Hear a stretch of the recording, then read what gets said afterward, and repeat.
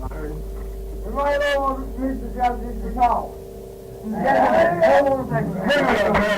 a bit of blank at the beginning of the page. You have to, the technical reason will have to go from. Bit of blackie at the beginning of the day.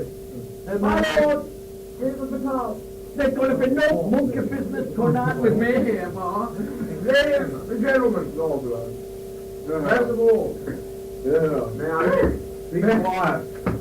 And welcome you, Malford, to a meeting of the legal committee. Coffee bar. Now, first of all, gentlemen, I have some apologies from important members of our club who couldn't be with us tonight. Bad egg. I'm sorry enough with it. The first apology, my lord, comes from the dean of the law faculty. Who couldn't be with us tonight. Gentlemen, I believe he has slipped a disc in the practice for the 100 meters hurdle. And the last I heard, gentlemen, that he'd gone for some traction and that Wimpy had been notified. Not funny. Yeah. 2 out of 50. Gentlemen, I have apologies also from a number of people, including Mr. Richard Kinder, who can't be here this evening. He's playing the posh-talking, bootlicking knot and pucker at the rest. Together with Porky Reese and you play Porky Reese. I have a telegram. I have a couple of telegrams. The first telegram from Dr. John Baldwin. The telegram gentleman reads, all prison visits cancelled. Alan Curtis has got a third bad show. Rotten eggs. Ladies and gentlemen, I have a telegram from Mr. A.H. Manchester. It reads, sorry I can't be with you, that's why I'm with you. Hope everything goes well. I'll summarise that at 10. And finally, ladies and gentlemen, I have a message from Mr. Graham Smith. Smith, as he calls by one cowl. MBD, Master of the Bot, who apologises. The Marky Bot. He's got held up by the careers advisor. my penis alive. He's got held up by the careers advisor, Mr. Ryan Bigham. And he's I have a career. He's helping him to change his name by deed poll tomorrow evening to Mr. Ivor Soren. Anyway, to our first toast, gentlemen, which is to be proposed by our venerable host. Who? Gentlemen, for the toast to Her Majesty the Queen Susan Lancaster, I give you Mr. Harry Rich. Get off. Look.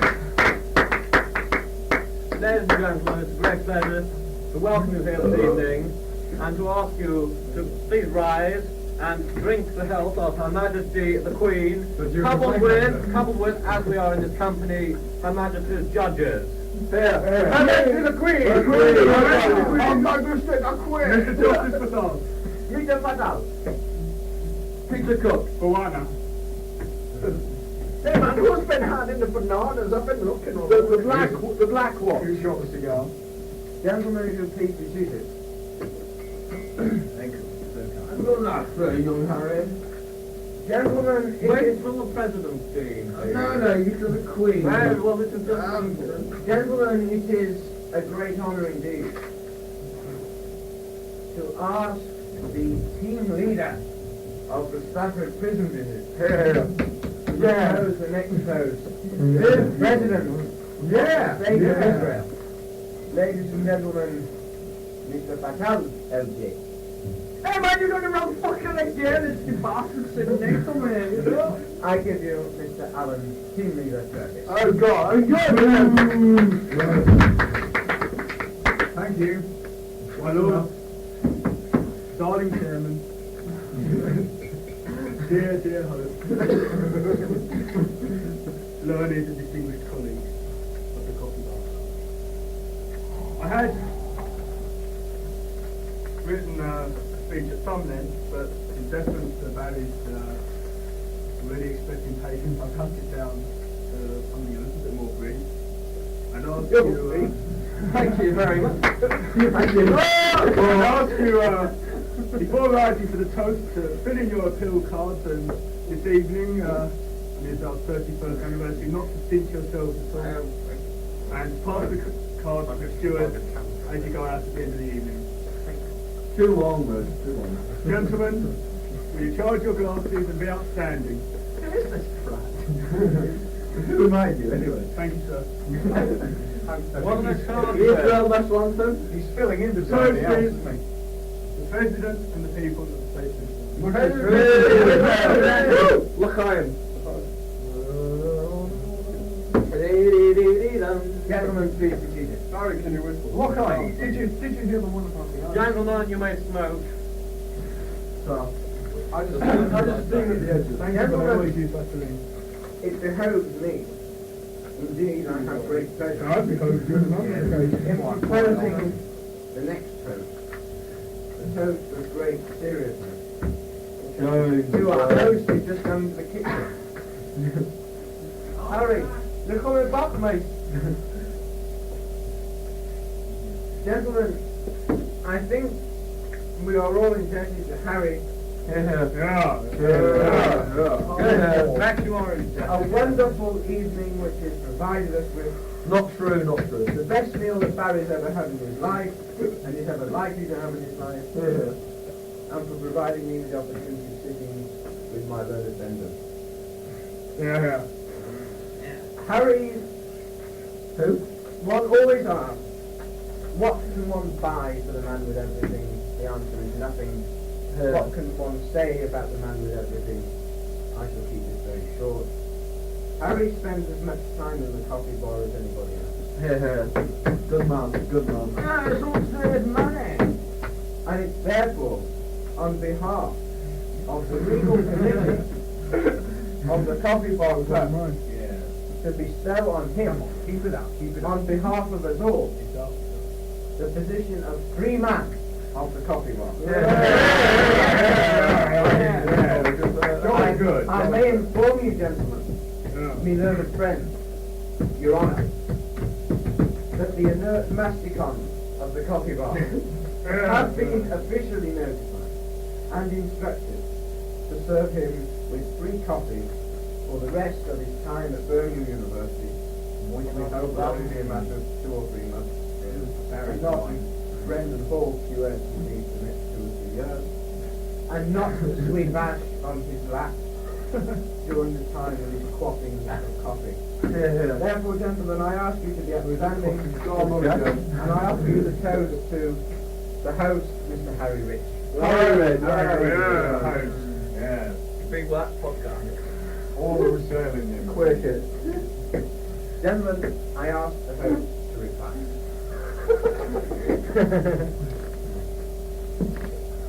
Ladies. Oh, sorry. Gentlemen. To you? The kind words of Mr. Paslavsky have touched me deeply. It's all I can do to control my emotions, but I will try to. As he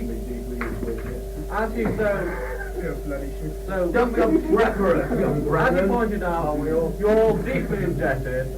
There'll be a box at the store. If you'd like to put the money in as you leave, your debt will be discharged. No chance. Come on, where are the ladies now? You know, we're going to start swinging. I would like to make a reference to a particularly important person on this evening. I have a feeling he will not be a member of the Coffee Bar Club for much longer, since he seems to be taking up the most unfortunate habit of using the law library. Name the bounder, name the bounder.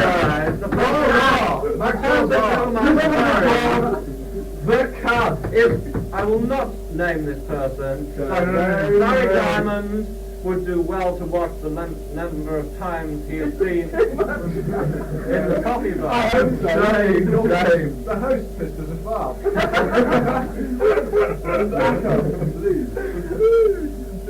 I very much appreciate the freemanship of the coffee bar. James. It will be a great relief to me not to have to worry about the ash being spilled over me by the Nasticons. We'll do it, don't worry. But I'm sure that, as Mr. Silverman has pointed out, he will be quite happy to do so. Pour the coffee, please. Not the Nasticons, the No, leader of the course. androids, Barry Diamond. I I'll have drink to that. an apology from the lady on the till. The lady on the till was due to be here this evening. Yeah. But she said she couldn't afford the bus there as Right. Mr. Braslavsky has not paid any coffee for the last 3 years. It's on the slate. You bound her. There's nothing more for me to say, but thank you very much for the kind toast. Thank you.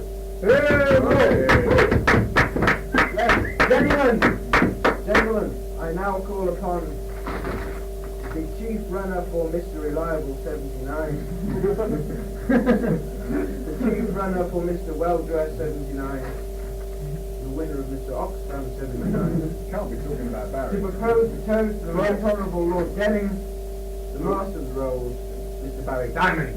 Hey! I would like to thank Nicholas for his kind words. You'll be hearing from my solicitor shortly. Gentlemen of the committee, And Alan, it is indeed a privilege for me tonight to have been asked to propose a toast to the great man himself, Lord Denning. That's D-N-N-I-G. I'll say that again slowly so you can summarise It's it. not D, and it's D, double N.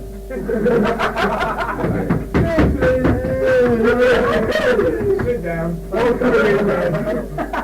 I was saying you, Brendan, to stop being so obstreperous. Watch your umbrella. As I stand here tonight and look at the spotty faces around me, I feel sick. I ask myself this question: how many times have we as law students and coffee bar connoisseurs read cases specifically because they contain a passage by that super judge himself? I tell you, my friends, never. Indeed, as Michelle Markham was saying to Paul Sitchin in bed the other night, I find no greater pleasure than fingering through Denning's dictors, however long they may be. He is indeed the law. Thank you. He is indeed the law, and as such boring. Thank you, Alan. For personal dislikes aside, I know of no other person who has been a greater influence in the field of law other than perhaps Mary Blake. Also, may I point out that he is the only man who at the age of 79 still suffers from acne. He's 80. 80 and still suffers from acne. And his courage to continue under such immense social embarrassment fills me, gentlemen, with awe. His legal record, which you can purchase at HMV, sorry, goes back an awfully long way, as far back as the 18th century when Judge Jeffries said of Denning, Judge Jeffries said of Denning, who? He rose to fame in the early years of the creation of the world. Indeed, his very first case of any note is the highly authoritative divorce case of Adam and Eve. Followed by the murder case of Abel and Cain. But his most celebrated judgment is to be found in the early murder case of Cain and Abel. Thank you, Brenda. He of course, the murder case of Benjamin and Pharaoh. He of course later overruled this case about 3,000 years. He of course later overruled this case about 3,000 years later. But, and I leave you with this thought, that is, Tom Denning, for you... Stop listening! Stop listening! He of course later overruled this case about 3,000 years later. Who's he? Who is he anyway? Denning, that's D-N. But, and I leave you with this thought, Tom Denning is an inconsistent bastard. Anyway, gentlemen, I ask you to raise your glasses and propose a toast to Lord Denning, M.R. Lord Denning, M.R. The greatest spender of them all. Now I say that's the first time I've ever heard me speak. We couldn't have noticed what we did know. Gentlemen, please be seated. My lord. My grandfather. Shame. Gentlemen, and Ah, my line. it behoves me to start mine. And we learn as colleagues. Me friends. Hey man, it's Clown next. Don't spoil it. To the venerable dean, or the venereal dean, of the University of Birmingham Faculty of Law, Professor Benjamin Zion Beinart, Who? of South Africa, I call upon three my states. friend, Mr. Clive Silverman, LCJ. Shame. Let's keep it up. Let's keep it. My learned colleagues with braces and without. My present duty to commend to you the man credited with the discovery that a plate of chips can have a Grundle, Professor B.V. Weinert. A close follower of Kelton, although by all accounts he was never allowed to follow as closely as Jeremy thought. Weinert showed a severe lack of promise, but at the age of 3 he began speaking a complete gibberish that later became famous as lecturer.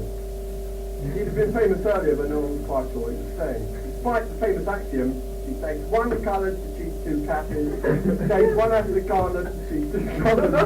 Hey, I can see if I may have you heard the one about Armenians getting one shirt, getting one drink to eat one shirt? I thought it was funny. Delete 2 lines, which was said to explain why the Greeks never conquered Bolivia. Despite breaking his impress to Ransom. Or the dog, Esther Ransom. Despite such insights, he maintained a startling modesty, exemplified in the Masonic symbol of the egg stain on his lapel. Said to represent Can I say this is the worst week I've ever No, you're the worst thing we've ever heard. Sorry. said to represent Shut up. Said to represent fertility, the infinity of time and messy eating habits. He had an engaging face. He once bumped into someone who thought he was form human. And after Beinart retrieved the man's white stick, he explained his face. Second paragraph. Last. For such a devoted worker, hobbies may seem superfluous, but he had time for several of these, including cooking, food, eating out, home economics, Chinese, Indian, Italian dishes, and any other women you can get. He also writes a column to the Acropolis, get it? No? Yeah, explain. Not as often as I Body of information, legal joke. I suppose if I were asked to sum up this great figurehead of legal studies in one word, which epitomises the confluence of jurisprudence, Roman civil law, and a great common law system, one word which expressed this man's diverse intellect, that word would be fat. Before I finish, I would like to mention briefly this man's outspoken and mostly irrelevant comments which illustrate his interest in everyday problems, as well as academic life. He was one of the first to recognise the problem of overmanning in industry, and I can well remember his remark on seeing 2 men mugging an old lady in Edgbaston. He tutted and said, I can remember the days when it only took one man to do that. Many of his colleagues, although too shy to tell Beinart, were full-heartedly behind him on this, and so often behind his back that a lemming on a cliff top could do his job better. Charge your glasses and be upstanding. I give you B.Z. Beinart, a big man. B.Z. Beinart. Easy B. Pump the guy now. Lay the ball. Gentlemen, please be seated. Can I say that was so boring? I'm glad you didn't enjoy it. Mr. Hall, Say that was almost as boring as that. Mr. Hall, could you come? but not quite as boring as mine. You there with a badge, you couldn't pass the floor. Certainly, yes. Bozak, you just come out and sit. Gentlemen, gonna it pick is it. my great pleasure to call upon our distinguished guest, all the way from Swaziland, to talk about experience here, beauty of the Hong Kong, of the ineffable barrister's law. Just suggesting slowly. Gentlemen, I ask you to stay silent for Mr. Justice Derek Patak. Yes, sir! Go home, darkies! Yes. No to darky power. No. Shame. Martin Webster, yes. Hey man, you know, we're gonna do this properly. Will you pass the fucking cup over here, you know? Oh, sorry, just get over here. Sorry, Gemma. Pass the jungle to us. All right, now, right away, you've got to start getting the rhythm right, you know, for me, you know. Yeah, rhythm, bongo! Did not, oh man, I wanna go home. Baby, no, come on, I wanna go home. Go home.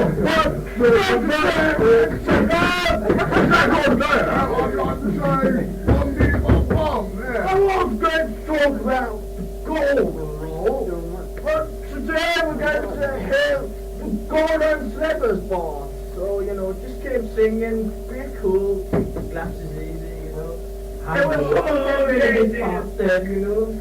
I'm not afraid of this for making me sit next to this piece of shit, you know. It's so far, you know. You won't be getting any more bananas from my empire, you know. Get on with a bloody speech, Yeah, will you you? won't be putting your face on our Robertson's jam labels anymore.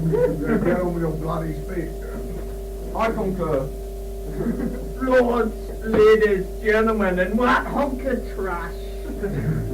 First of all, I've been incorrectly introduced, and we're going to send the gunboats over to you for this.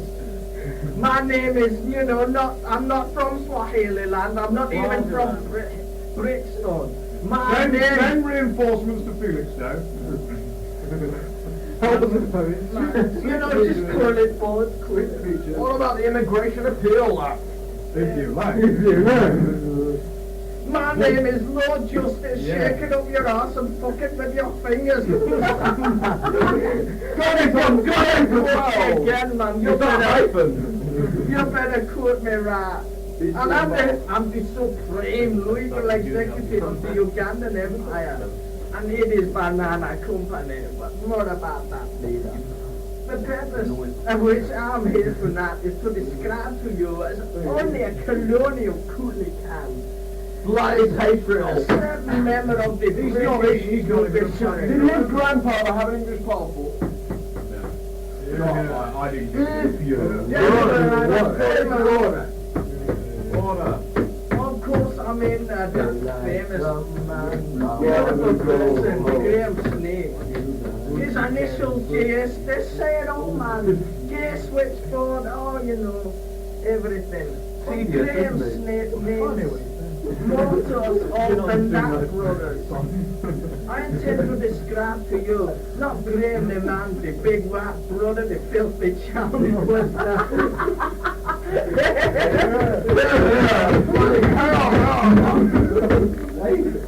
the fucking disgusting queer animal. I just wondered if I could understand him.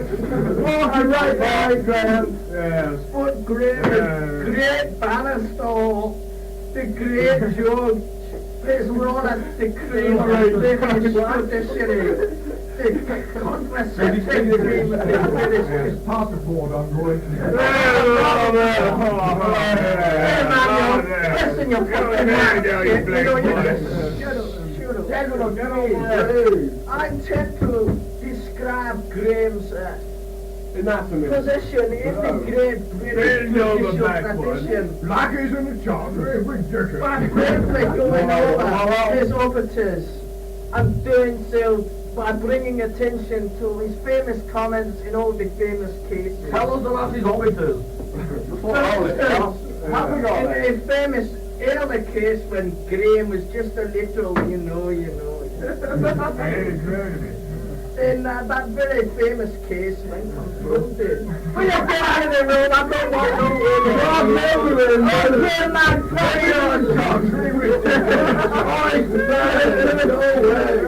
no when confronted by a most horrendous Scotch, and I'm bringing attention to this white bastard, in the famous case of Ben Down and Phil McCavity. Hey man, don't say anything down. Sting said, did you hear, it is rumoured that a jockstrap is a nutcase. Circle there! But this is not the only area of law. For instance, we have in the famous case, and it's a disgusting case.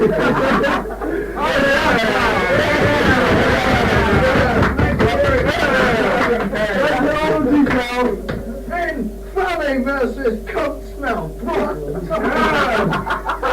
I haven't read that. I'm into the Kumar. What do you get if you cross an elephant with a prostitute? The answer being, a whore who will do it for peanuts and never forget you. Who's right back Hey man, give me a bit of quiet, you know. We're not going to in the spare of family law, he has erected his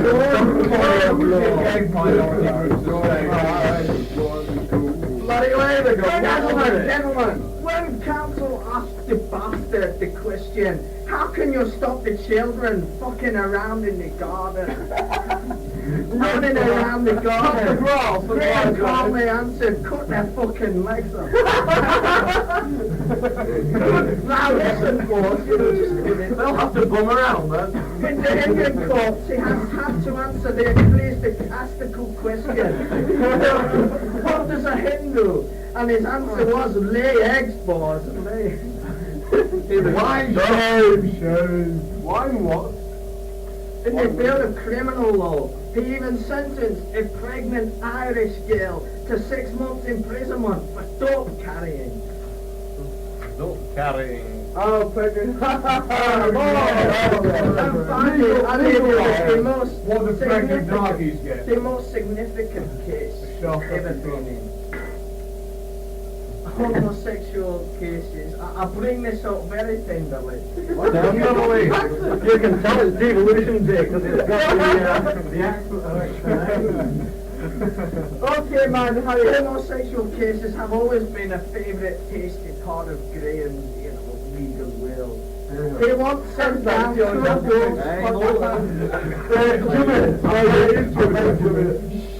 He once sent down 2 ghosts for life imprisonment Yeah. because they went around putting the willies of each other. Anyway, I think I'm going to end it now because someone's going to get the bones out and start hitting me and playing the bongos, but I'll leave it to you, you know. bloody rubbish. Here's to Graham Steve. Graham Steve. May his spunk never stop flowing. Go rule. I'll be bugging if I say hello to Graham, yes. Gentlemen, please be seated. Next time. Next time. Gentlemen, I'm sure I echo your sentiments tonight. Thank you. I learned that death is justice without his sterling and imploring speech. Eloquent. Our Commonwealth. Finally, this evening, gentlemen, justice talk. Gentlemen, I'm going to call upon one of my dear friends. Not my dearest friend. One of my dearest friends. Word.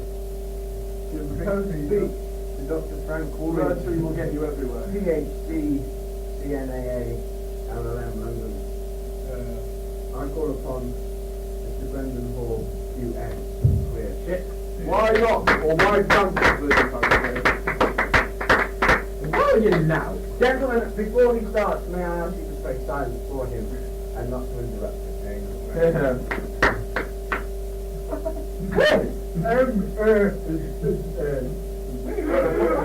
Somewhere.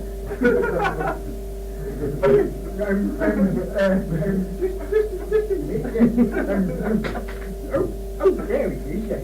Right. I'm not annoying you. Ladies and gentlemen, fellows of the Middle Temple and Rubery Mental Home, and any fallacious bogies among us. Many of you will already have experienced my eccentricities in the past, all electricity I'm eccentric, and those of you who haven't should note that I'm perfectly sound in mind and body.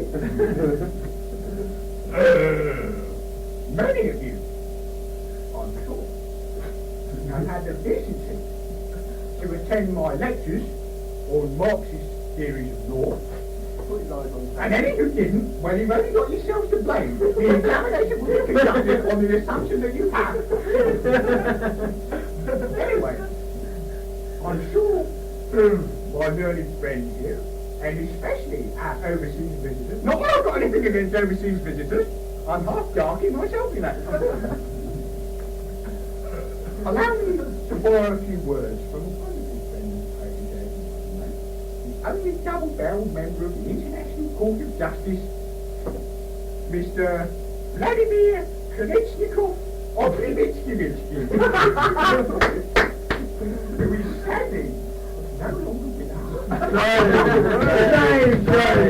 He's got holes in him, you know. Inciting the wrath of Master Butcher Grossman Scarlet by making use of cosmetic processes. And, if I may use the vernacular, from those slugs from the workers' paradise, got him in!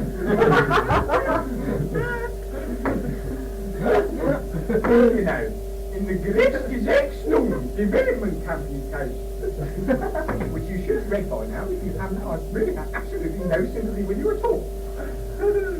Kolechnikov of Levitsky on page 286 of his dissenting judgment, warned that immortal phrase,